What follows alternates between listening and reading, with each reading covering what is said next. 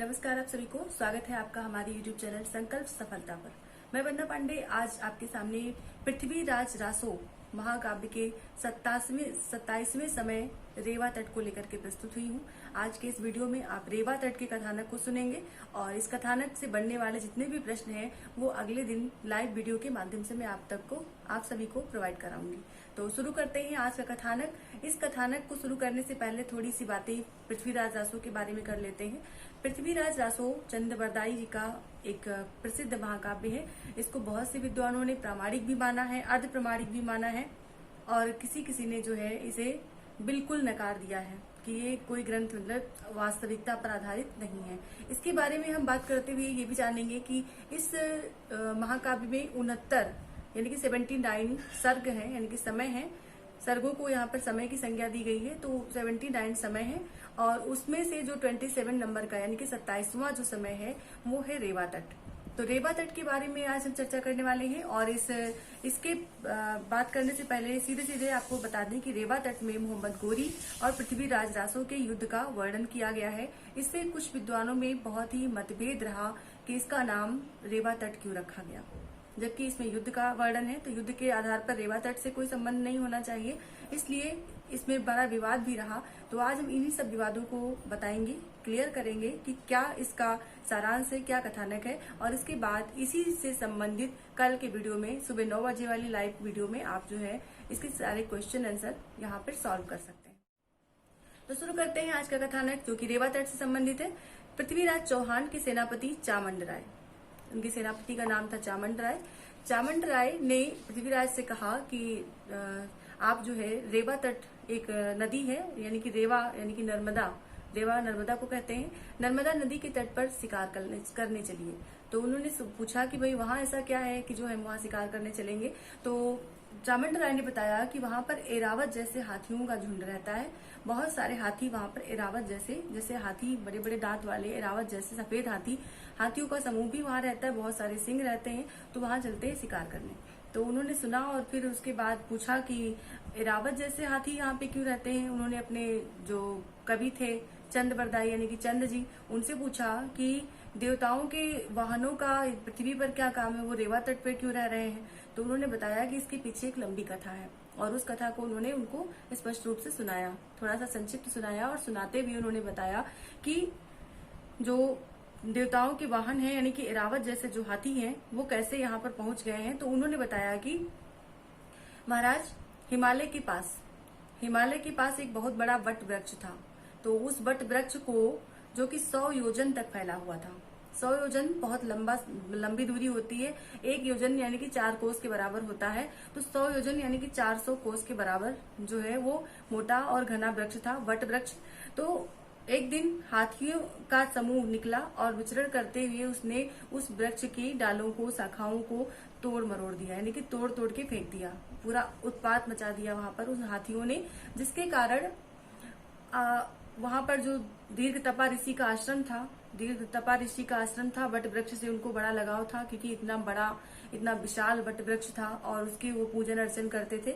तो उन्होंने उन हाथियों को श्राप दे दिया और श्राप दिया कि जो है मदांध हाथियों को, मतलब जो तुम मदांध होकर के जो तुमने ये काम किया है, आज के बाद तुम गतिविहीन हो जाओ, मतलब तुम्हारे पास दौड़ने की शक्ति नहीं रह जाए, पर अपने इस भारी शरीर को बोझ की तरह ढोते रहो, ये श्राप दे दिया।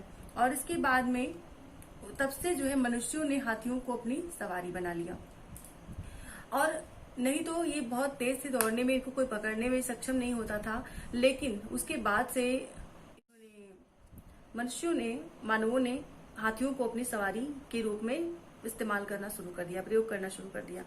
धीरे धीरे एक समय आया कि कविचंद ने आगे बताया कि अंग देश का एक वन था जहां जिसका नाम था लोहिताक्ष सरोवर। वन में लोहिताक्ष नामक सरोवर था। उस सरोवर पर श्रापित हाथियों का झुंड क्रीड़ा करता था, यानी कि खेलता रहता था वहां पर। उसके बाद में उसी वन में पालकाव्य ऋषि रहते थे। पालकाव्य ऋषि का हाथियों के साथ बहुत स्नेह था। वो जो है हाथियों के साथ परस्पर प्रीति रखते थे।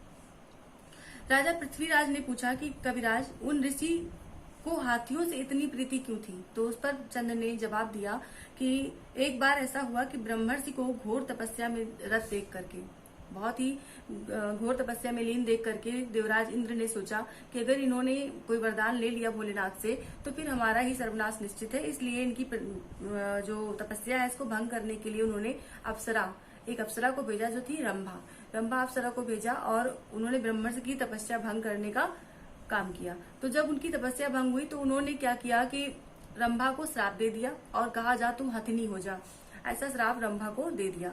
तो हथिनी होके वो श्रापित हो गई और वो हथिनी हो गई। इसके बाद एक दिन ब्रह्मर्षि सो रहे थे और सपने से उनको कुछ ऐसा आभास हुआ कि उनका वीरपात हो गया। उस वीर को उसने हथिनी ने खा लिया, जिसके कारण उसको पाल काव्य मुनि का जन्म हुआ। पाल काव्य मुनि के जन्म का जो है वर्णन इसी ब्रह्मर्षि के वीरपात के बाद इस रेवा तट में वर्णित किया गया है। इसके ऊपर कुछ पंक्तियां हैं जो कि आगे आपको वीडियो में मिलेंगी, क्वेश्चंस में मिलेंगी। तो उन पाल काव्य मुनि का तभी से हाथियों से बहुत ही स्नेह है क्योंकि उसकी माता हथिनी थी। इसके बाद में पालकाव्य ऋषि और श्रापित हाथी एक दूसरे से बड़ी प्रीत रखते थे। एक दिन ऐसा हुआ कि जो ऋषि का आश्रम था वहां पे हाथियों का झुंड था और ऋषि भी थे। तो दोनों ही एक दूसरे से मतलब स्नेहवश क्रीड़ा कर रहे थे, खेल रहे थे। और तभी जो है क्या हुआ कि राजा रोमपाद शिकार खेलने आए और उन्होंने सारे हाथियों को पकड़ा करके अपने राज्य में बंदी बना लिया। और इस पर जो है पालकाव्य मुनि बहुत ही क्रोधित हुए। लेकिन हाथियों को वो राजा रोमपाद लेके तो गए मगर वो बहुत ही मतलब वहां पे वियोग में रहे हाथी और बड़े ही दीर्घकाय से वो कृशकाय हो गए। इतना बीमार रहने लगे कि उनके शरीर दुर्बल हो गए। उसके बाद में पालकाव्य वहां आए और उनकी काफी सेवा की। पालकाव्य ने ऋषियों की काफी सेवा की। फिर उन्होंने कोपल, पराग, पत्ते, छाल, शाखाएं, बहुत सारी आयुर्वेदिक जो औषधियां थी उनको खिला करके हाथियों के शरीर को फिर से हृष्ट पुष्ट किया। इसके बाद कविचंद ने बताया हाथियों के विषय में जो ये वृत्तांत बताया, उस वृत्तांत को सुन करके पृथ्वीराज ने कहा कि भाई ये तो बहुत ही मनोहर जगह है और यहाँ पर हमें इस शिकार के लिए जाना चाहिए। तो वो चंद्र के साथ, चामंड के साथ वो निकल लेते हैं हाथियों के साथ बड़े बड़े मतलब सिंहों का शिकार करने के लिए रेवा तट पर। और उस रेवा तट पर उनको ये भी सुनने में आया कि वहां पे कस्तूरी मृग, कबूतर और बहुत अन्य तरह के बहुत सारे पक्षी रहते हैं जिनका की वर्णन करना भी दुष्कर है। इतना जो है भव्य, इतना शोभायमान रेवा तट है, उस पर उनका जाने का मन बन गया और उन्होंने उस रमणीक स्थान पर जाने का सोच लिया, प्रस्थान कर दिया रेवा तट पर। वहां के सभी राजाओं ने पृथ्वीराज का स्वागत किया। जब वो पहुंचे तो वहां पर सभी राजाओं ने पृथ्वीराज का बहुत ही हार्दिक स्वागत किया और उसके बाद में उन्होंने वहां पे शिकार खेलना शुरू किया। बहुत दिनों तक मतलब जैसे ही भनक मिली दूसरे लोगों को कि राजा जो पृथ्वीराज हैं वो शिकार खेलने पर निकले हुए हैं, तो वहीं पर आक्रमण करके उनको मार देते हैं। इसका जो है पूरा षड्यंत्र रचा गया। और इसमें जो सबसे बड़े जो थे हाथ जिनका था वो थे लाहौर के शासक चंद्रपुंडरी दाहिम का पत्र मिलता है जिसमें लिखा है कि शहाबुद्दीन गोरी ने चौहान पर आक्रमण करने के लिए एक बड़ी सेना तैयार की है। चंद्रपुंडीर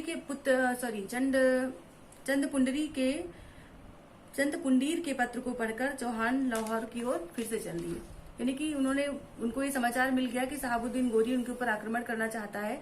उनको अकेला जान करके, उनको शिकार खेलते हुए जान करके वो उन पर आक्रमण करना चाहता है। इस वजह से उन्होंने उस पत्र को पढ़ करके वहां से तुरंत ही प्रस्थान कर दिया।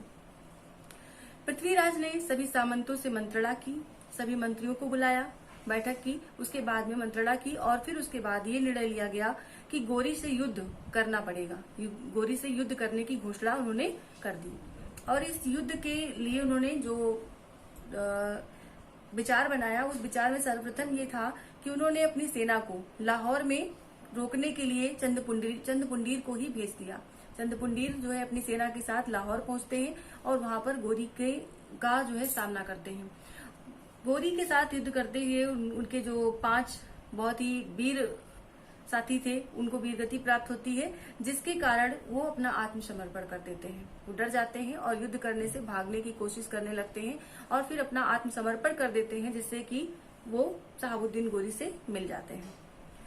तभी चौहान के दूतों ने बताया कि तातार मारूफ खां गोरी का जो प्रधान सेनापति है वो लाहौर से केवल 5 कोस की दूरी पर ही रह गया है। तो पृथ्वीराज चौहान को ये पता चल जाता है कि हाँ, चंद कुंडीर जो है वो या तो असफल हो गए या तो उनकी मिलीभगत हो गई है, और फिर वो युद्ध करके वहां पर उनको वहीं पे रोक देने का प्लान मतलब करते हैं, तैयारी करते हैं।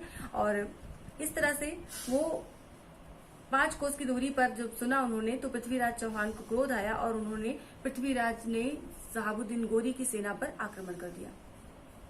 गोरी की सेना पर आक्रमण करने के बाद जो वहां पहुंचते हैं तो नगाड़ों के बजते ही घंटे घनघना गए और चौहान की सेना के लोहे के बाड़ों को देखकर गोरी की सेना घबरा गई।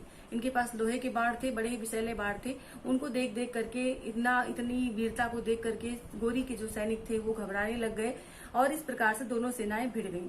अंत में दोनों पक्षों में बहुत ही योद्धा मारे गए, बहुत विशाल युद्ध हुआ, कई दिनों तक युद्ध चलता रहा, लगभग 4 दिन तक युद्ध चलता रहा। और फिर इस 4 दिन तक युद्ध चलने के बाद एक योद्धा जो कि चौहान सेना में था, जिसका नाम था गुज्जर यानी कि रघुवंशी राम, उसका नाम रघुवंशी राम भी था। गुज्जर ने गोरी को पकड़ लिया, गोरी को बंधक बना लिया और बंधक बना करके दिल्ली लेकर के गए। चौहान के साथ दिल्ली लेकर के जाते हैं और फिर दिल्ली ले जाने के बाद वहां पर 1 माह और 3 दिन पृथ्वीराज की कैद में रखते हैं। मतलब पृथ्वीराज मोहम्मद गोरी को, शहाबुद्दीन गोरी को 1 महीने 3 दिन तक अपनी कैद में रखते हैं। और उस कैद में रखने के बाद वहां के लोग जो शहाबुद्दीन के अमीर, जो उनके अमीर लोग थे यानी कि उनके जो सामंत, उनके मंत्री, उनके जो अमीर थे, पहले अमीर कहा जाता था, तो उन अमीरों ने पृथ्वीराज से गुहार लगाई और उनको छोड़ने की विनती की। तो छोड़ने की विनती की तो दंड स्वरूप उन्होंने कहा भाई दंड निर्धारित किया जाएगा। तो दंड स्वरूप उन्होंने क्या मांगा कि 9000 घोड़े, 700 इराकी घोड़े, मतलब इराक वाले घोड़े 700 जो बहुत तेज दौड़ते हैं, 8 सफेद हाथी, 20 ढली हुई ढालें, गजमुक्ता और अनेक माणिक्य उन्होंने गोरी को छुड़ाने के लिए पृथ्वीराज को समर्पित किए। तत्पश्चात पृथ्वीराज चौहान ने गोरी से संधि भी कर ली और पहना उड़ाकर उसे उसके घर भेज दिया।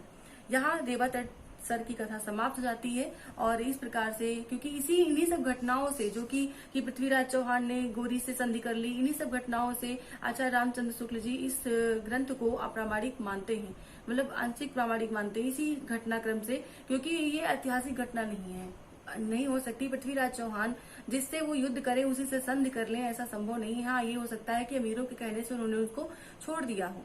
तो ये फिलहाल रेवा तट की इतनी कथा है। और इसके साथ साथ इसमें और एक चीज हम और जोड़ेंगे, बात करेंगे कि इसका जो भाव पक्ष है, उस भाव पक्ष में बहुत से जो छंद मिलते हैं। इसमें युद्धों का वर्णन होता है, बहुत सारे सैनिकों की व्यूह रचना का वर्णन होता है। कहा जा सकता है कि वीर रस में इसका परिपाक हुआ है। वीर रस में रचित ये रचना रेवा तट वो पृथ्वीराज रासो के जो मुख्य समयों में से एक है। और इसी पर जो नेट के पाठ्यक्रम के आधारित जो प्रश्न बनते हैं, इन प्रश्नों को लेकर के मैं कल फिर से उपस्थित होंगी आप सबके सामने। और इसी क्रम में मैं अगले दिन मतलब अमीर खुसरो पर जो वीडियो आपको प्रोवाइड करवाऊंगी। और थोड़ी सी चर्चा और कर लेते हैं इसमें। क्या है कि जब शहाबुद्दीन यानी कि रेवा यानी कि नर्मदा नदी के किनारे जब शहाबुद्दीन पहुंचता है, जान पाता है कि पृथ्वीराज आखेट के लिए गए हैं, तो वहीं पर उसने पृथ्वीराज को मारने का जो षड्यंत्र है वो रचा होता है, लेकिन वो उसमें नाकामयाब होता है, उसको नहीं मिलता। इसी सब चीजों से, इन्हीं अंशों को सुन करके कुछ विद्वान इसके नामकरण रेवा तट पर आपत्ति उठाते हैं। लेकिन इस सर्ग में वर्णित पृथ्वीराज का जो रेवा तट नाम क्यों पड़ा है, इस पर हम बात करेंगे कि जो रेवा तट पर जो उसके वर्णन करते हुए कविचंद ने उनको इसके विषय में बताया, चामंड ने बताया, और फिर रेवा तट पर उनका आखेट करने जाना, ये सब जो घटनाएं हैं वो प्रमुख हैं, इसीलिए इसका नामकरण रेवा तट पड़ता है। और इसी के साथ मैं आपसे विदा चाहती हूँ। अगले दिन मैं फिर आपको लाइव वीडियो में सुबह 9 बजे आपको रेवा तट से संबंधित सारे प्रश्नों को प्रोवाइड करवाऊंगी। आप सभी की उपस्थिति अनिवार्य है और बहुत बहुत आभार आप सभी का कि आपने वीडियो को पूरा देखा। धन्यवाद।